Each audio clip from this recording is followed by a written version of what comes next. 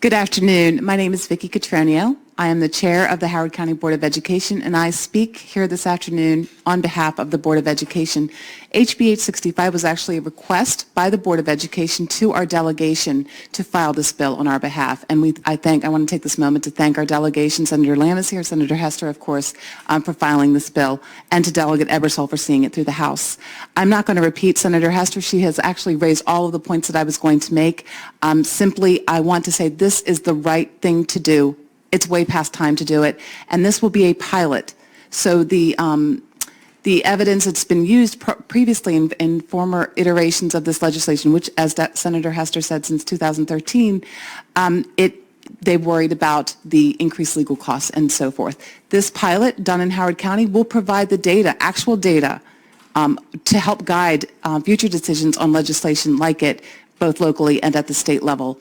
This has been amended to be a 3-year pilot, and we ask you for your consideration and for your favorable report for a bill that has been unanimously supported by the delegation, the Board of Education, the Education Association, and the House of Delegates. Thank you.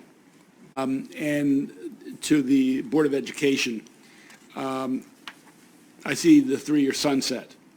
And I guess my question to you and to the board,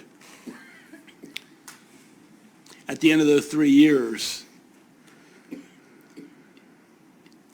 is the question of cost or liability an issue or not? In other words, if hypothetically it does raise the cost of the school system, are they going to say no thank you, or it's regardless of the cost that they think this is good policy? Sometimes a sunset is a political decision and a compromise. So I guess I'm trying to understand if you believe this should be the policy of the county and the state, or whether you really are concerned about potential cost or liabilities and if that's an issue or not. This started as a 5-year sunset. It is now a 3-year sunset, and that's sort of a compromise. But in the end, it's about doing what's right for special education students. And so if we find at the end of this that it's increased legal costs, I think we need to look at the root cause of that. Is it because we are not providing the services, if we're not funding special education adequately, if we're not providing training adequately? I think that this will give us a lot of data.